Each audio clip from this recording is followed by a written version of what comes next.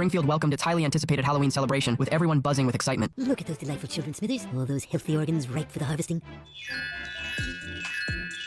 Not here, sir. Not now. Just as the students prepared to play music in celebration, their instruments were suddenly stuffed full of eggs. Countless eggs rained down on the crowd like a storm, and the residents of Springfield were instantly pelted by the egg shower. Even the police were knocked to the ground by the falling eggs. Mo tried fighting back with a can, but ultimately failed. Just as Mo thought he was safe, an egg got lodged in his throat. Halloween was utterly ruined. At that moment, Bart burst into laughter. People suspected he was the real culprit. They surrounded Bart. When Bart tried to explain, the angry crowd refused to believe him. Bart had no choice. He could only flee swiftly. During the chase, Burns was accidentally pushed into a comic book store by the crowd. He looked at the comic book in his hand and couldn't help but recall his childhood memories. Young Burns adored comics, but his father vehemently opposed them, even buying out all comic publishers and burning their stock. Burns shed tears of sorrow. Ending his flashback, Burns resolved to buy every collector's edition comic. Returning to his mansion, Burns read a Batman comic and resolved to become a hero who fights evil and upholds justice. I shall be the terrifying bat who swoops from the sky and sucks the vital essence of his prey. I shall be Fruit Batman. Soon, Burns sprang into action.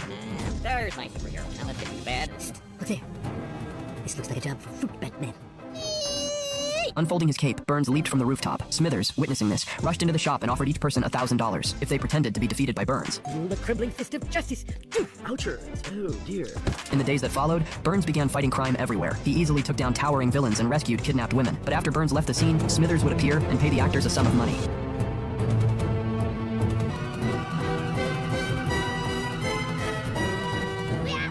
Meanwhile, mysterious music began playing at the Simpson home. Homer investigated and discovered a band had come seeking revenge on Bart. Okay, I'll pay for your damn band candy. What was it, $1,700? Forget the candy. We're here to turn this into this. Now do me wearing a sombrero. Now have me sleeping under a cactus. Oh! They demanded Homer hand Bart over. Bart watched the scene outside the window. He solemnly declared he hadn't done the Halloween prank. Bart even used Maggie to prove he wasn't lying.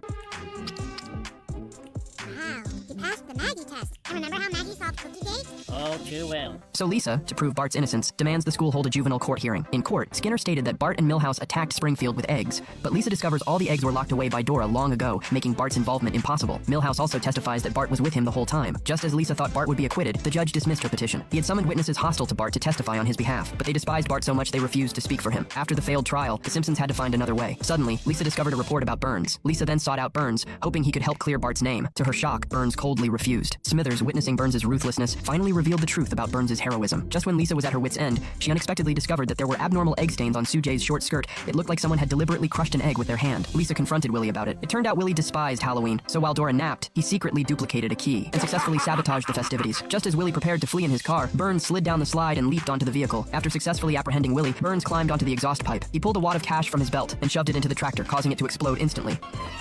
Which side won, good or evil? Good. And which side was I on? Also good. Well, there's two surprises.